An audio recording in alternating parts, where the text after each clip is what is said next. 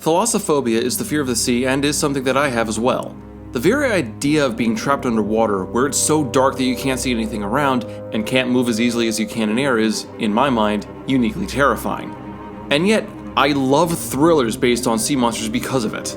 It's a strange type of excitement when you're able to enjoy a book about something that mortifies you, as is the case with Meg, a novel of deep terror. When I was younger, I borrowed a book about a giant shark that terrorized the Pacific called Meg. Years later, when perusing Barnes & Noble, I saw the same book, but apparently it had been revised into a slightly different and, from what I can remember, better story. The original came out in 1997, with a revision coming out in 2005. It was written by Steve Alton, who has since made an entire series out of this idea. Just to be clear, this is a review of the revision, not the original story. The story starts after Navy diving pilot Jonas Taylor is driving a submersible inside the Marianas Trench when he and his crew are attacked by a megalodon. In the rush to escape, the two scientists accompanying Taylor are killed, and Taylor is dishonorably discharged from service.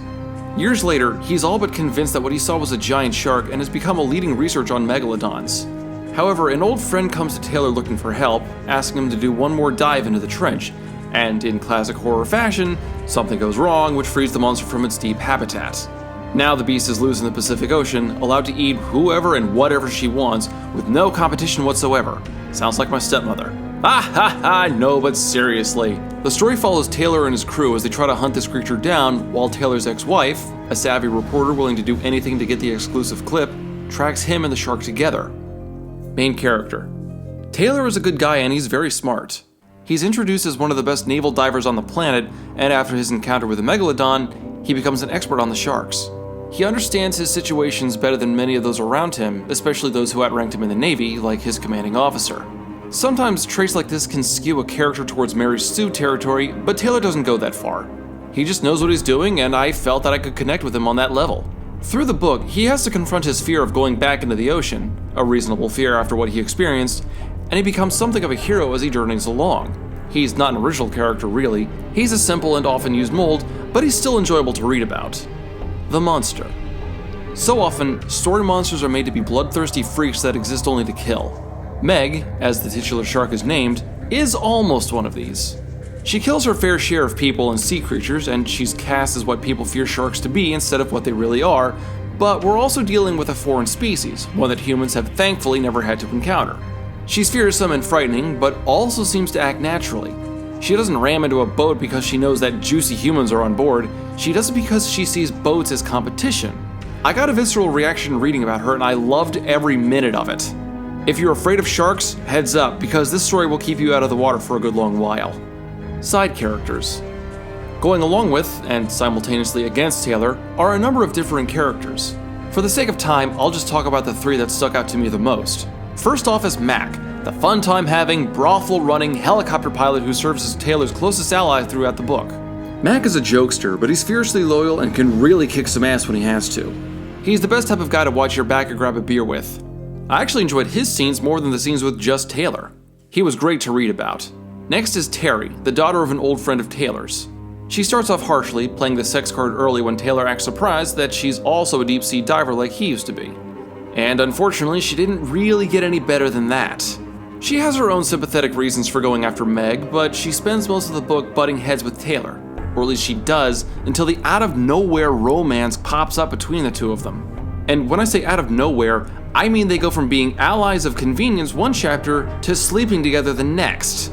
This point was so wedged in I had to go back and reread a few chapters just to make sure I hadn't missed anything. She's not outright detestable, but she is kind of obnoxious. Finally, there's Taylor's wife Maggie, who fits every stereotype of your hated ex. Early on, we discover that she's been cheating on Taylor with his best friend, and she had a hand in trying to discredit Taylor in an attempt to make him look crazy. She's a career-driven woman, but she's willing to run over everyone in her way to get what she wants. She's a horrible person, but she's supposed to be. Nevertheless, it was fun to see her coming into view, if only to see the karma build up. Writing style. Alton's style is something that I'd almost call Crichton light. He can be very technical at times, but it feels like a lot of it was just made up. For example, since we're talking about an extinct species, most of the information on megalodons were either pulled from other species of sharks, or were made up whole cloth. The rest of the book reads like an easy thriller, the type you'd buy in an airport for a long plane ride. Everything is just realistic enough that you could picture this happening in real life, which is always the best type of thriller story for me. I found the style strangely addicting and it had me glued to the pages. I read this book faster than normal because of how the characters and the action were built up. I just had to see what happened next and couldn't put the book down. Not many books have this strong an effect on me, but I do admit I have a weakness for a good thriller. Rating.